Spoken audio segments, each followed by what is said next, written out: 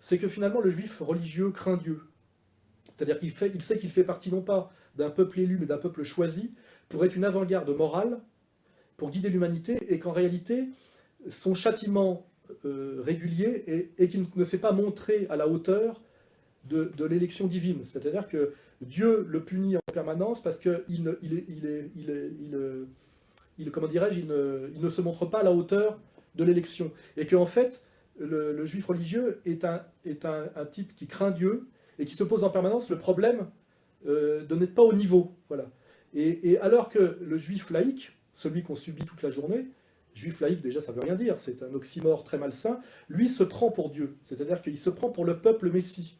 Et lui c'est l'arrogance totale et qui est en dernière instance, on le remarque, une arrogance tribale. C'est-à-dire je suis juif donc je suis supérieur, voilà. Hein, et vous me devez l'allégeance parce que j'ai des prix Nobel et parce qu'il y a eu la Shoah. Voilà. Et en fait il y a un contresens total entre le peuple choisi du juif orthodoxe, qui lui est un combat avec lui-même pour s'élever au niveau comment dirais-je, pour être à l'image de Dieu, ce qui est un travail permanent d'étude et de modestie, et le juif laïque, donc on subit toute la journée en France, qui se prend pour Dieu, c'est-à-dire qui a intégré finalement, l'air de rien, un espèce de suprémacisme tribaliste qui fait un être d'un narcissisme inouï, d'une arrogance inouïe et d'un mépris inouï. Voilà. Et je dis donc, comme le dit bien Atzmon, le problème aujourd'hui, c'est le juif laïque. Hein. C'est-à-dire celui qui se prend pour un élu alors qu'on n'a pas voté, c'est-à-dire qu'il pense qu'il a le pouvoir et qu'il a en lui, je dirais, le divin. Donc il n'a rien à chercher, tout est en lui.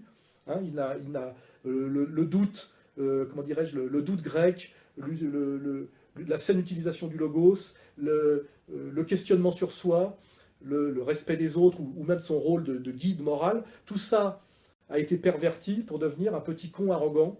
Et donc là, je rejoins finalement, après la lecture de la lettre d'Aaron et du livre de Hatzmon, que finalement, le problème n'est pas le juif religieux ou le juif déjudaïsé qui est un citoyen d'origine juive, c'est bien l'arrogance de ce juif laïque, dominateur et tribaliste, qui finalement ressemble aux élites israéliennes actuelles, hein, les Netanyahou Lieberman, qui n'ont rien de religieux, et qui ressemble un peu à la clique de dominateurs qu'on a aujourd'hui en France, qui méprisent le goïm et qui trahissent le judaïsme authentique.